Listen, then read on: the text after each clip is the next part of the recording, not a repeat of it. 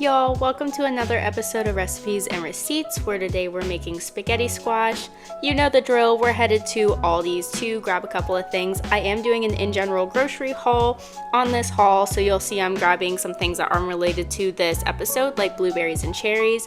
Then I grabbed some sourdough because we'll be using this to make grilled cheeses later in the week.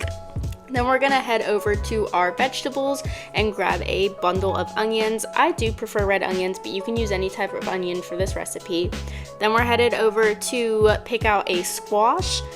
You can grab whatever size works for you. I just went with a smaller squash so that we wouldn't have too much left over. Then I'm headed over to grab some garlic. And now I'm gonna pick out my tomatoes. I went with a pack of multicolored cherry tomatoes, and then I grabbed 2 packs of these Roma tomatoes, I think is what they're called.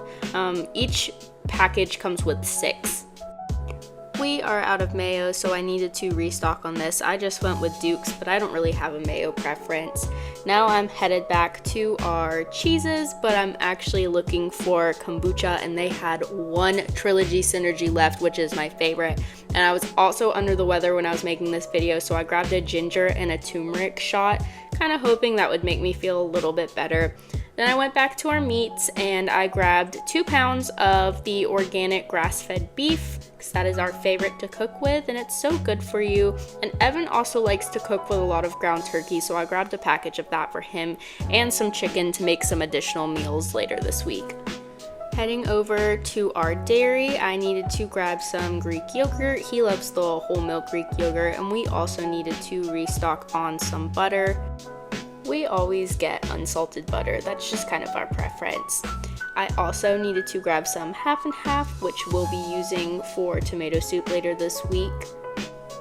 And now that we have all of our items, we can head up to the front, although I am gonna stop in the tea section just to see what they have, because like I said, I was sick, and I ended up going with this mint tea, and it worked like a charm. I felt so much better after drinking a couple cups of that. And now we're ready for our checkout ASMR.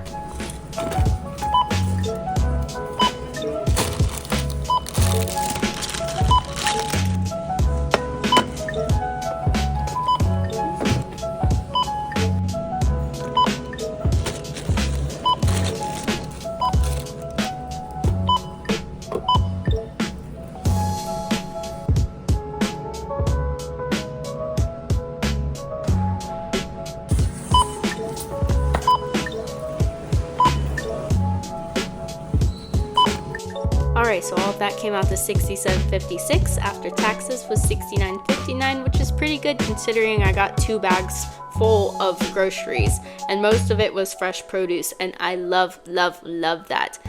However, for tonight's recipe, Aldi's was missing a couple of items that I needed, so we are gonna head across the street to Walmart, which is not my favorite place to shop at, but they do sell individual items instead of bulk items, so I'll be able to grab a couple of things from their produce section.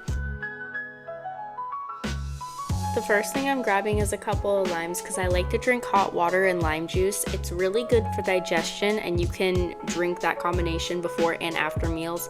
Then I needed to grab a pack of peppers. Normally Aldi's has this, but they were out of all their peppers. And then I'm headed over to the avocados because Evan really likes avocado with a lot of his meals, and all the ones at Aldi's were rock hard. So I'm going through this and kind of finding the semi-squishy ones, but not the ones that are too overly ripe.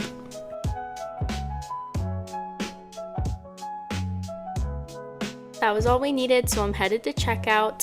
I think I said this before, but I really appreciate the close proximity of all the grocery stores because it makes shopping really easy.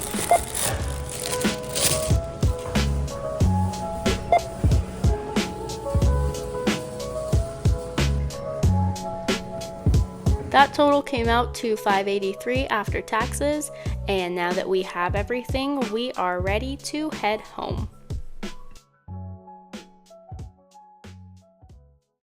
Alrighty, for this recipe, we're gonna need our spaghetti squash, our fresh garlic, our Roma tomatoes, our cherry tomatoes, our onion, and our pack of peppers. For seasonings, I'm using olive oil, parsley, garlic salt, pepper, and all seasoning. Start by cutting your spaghetti squash in half, but don't do what Evan did and throw it on the floor. But 5-second rule didn't happen. We didn't see it. Anyways, moving on. We are scooping out the guts of our spaghetti squash because squash have seeds in them and you want to make sure that you get all of those seeds out. You don't want to eat those seeds. I promise y'all can eat at my house. I'm afraid people are gonna say this is why you can't eat at everybody's house, but the squash was literally fine now that I'm like thinking about including that clip. Set your oven to 350 degrees because we are going to oven bake the squash. But before we pop them in the oven, we need to give them a good drizzle of olive oil because this will help soften them up as they cook. Pop those bad boys into the oven and then we're gonna cook these for roughly 35-40 minutes. So somebody told me the other day that they can always identify a Yankee because of the way that they finish their sentences, and it sounds like the end of their statements is asking a question. And I realize I do that a lot in my videos. Like for example, I just said 45 minutes. Like my voice goes up an octave, and I thought that was interesting because I was actually born in Vermont. And then we moved to Georgia about 15 years ago, maybe. Regardless, I'm a good mix of both North and South, I think. So now that our spaghetti squash is in the oven and baking, we can start prepping our veggies because we are also making homemade sauce. So I'm starting with this onion, just going in and dicing it up so that it'll be easier to blend because you will need a blender for this recipe. I forgot to mention that at the beginning of the video, but you will need a blender. So once our onion is all chopped up, we can start chopping up our pepper and the rest of our veggies. Once again, I love peppers. Bell peppers are just the best. They go so good in just about anything that you can think a pepper could go in. And they're so much fun to slice. They're my favorite vegetable to cut up, besides maybe like a cucumber. And I didn't really grow up on bell peppers, so it's definitely become an acquired taste. We mostly had corn, peas, and green beans as our vegetable sides. Anyways, you'll see here that I have started chopping up our tomatoes. I start with 3 and then I end up using all 5 just because I wanted to make more sauce. The last time we made this recipe, we had less sauce than we did spaghetti squash, but we also bought a really big spaghetti squash. So I'm hoping this will balance out and we have just enough, especially after I add our cherry tomatoes. For our cherry tomatoes, I'm just adding a couple handfuls, just a couple scoops. You can use as many or as little as you want, but just make sure that you're using enough to make enough sauce. Then I'm going in and peeling up our garlic. I'm not gonna mince this, I'm just gonna leave it whole. Not whole, but like in the little cloves that it breaks apart as. And I'm not peeling them either because it's all going into a blender and they'll still roast in the oven.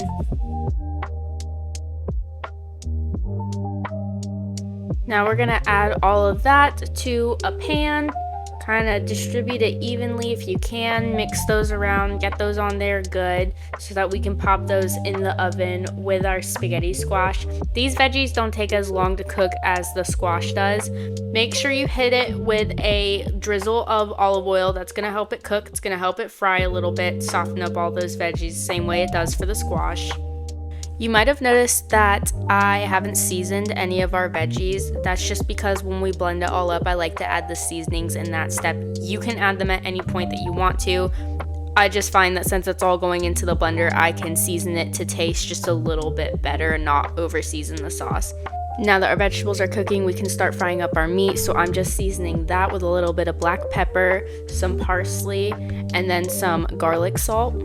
I put the vegetables in at about 30 minutes till, but they'll come out around the time that the meat is finished, and it'll give us time to blend our sauce and let the spaghetti squash finish cooking.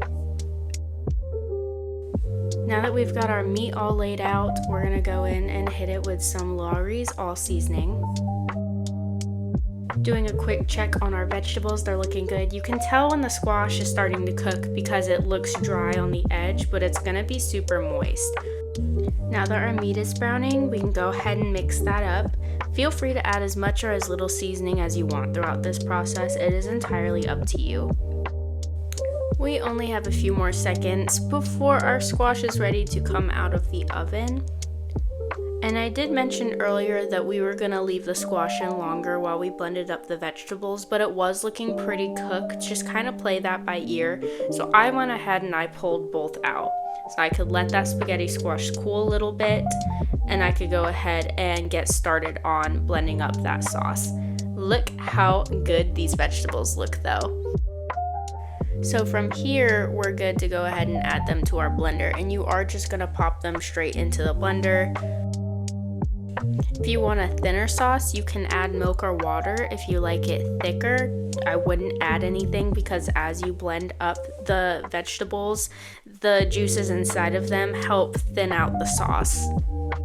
Your entire pan of vegetables should fit in the blender, but if they don't, that's okay. Just blend in increments and season as you go. So you're all good to blend now. Blend on whatever setting you want. If you like it chunky, maybe blend it at a milkshake level. If you like it smooth, blend it like a smoothie. Up to you, up to you. While that's blending, we can start spaghettiing our squash. And by that, I mean taking 2 forks and shredding it so that it comes apart and starts to look like actual spaghetti. Although if you were expecting it to taste like spaghetti, I promise you it will not. It'll taste very different. If you are craving spaghetti, I would not make this recipe, just FYI. Eat spaghetti. But this is just as good and it's such a healthy substitute. Our sauce was done blending, so I've added it to this bowl so that I can go in and start seasoning it. So I'm also adding some Lawry's all seasoning to it, some parsley, some black pepper, and some salt. Give that a good mix, a good stir. Make sure all of that yummy goodness is blended together. And then we can go in and add our beef. And we have just completed all the steps for making a homemade spaghetti sauce. Since we've started making our own sauce, we have not bought jar sauce in so long. This is our favorite way to have spaghetti, even if we eat regular spaghetti on spaghetti squash for any type of pasta. It is just so yummy, yummy, delicious, and so easy to make, you guys. So since we already divvied out that spaghetti squash, we're good to go ahead and load it up with that meat sauce. And we are pretty much at the end of this recipe, you guys. Now you will see in just a minute, I choose to top my spaghetti with some fresh grated Parmesan. I did not include that as part of the recipe list because it's completely optional. And as usual, giving this plate a taste test, I can tell you guys it was delicious as usual, and it's well worth the wait and the price. So let me know if you try it in the comments, and as always, thank you for watching. See you later.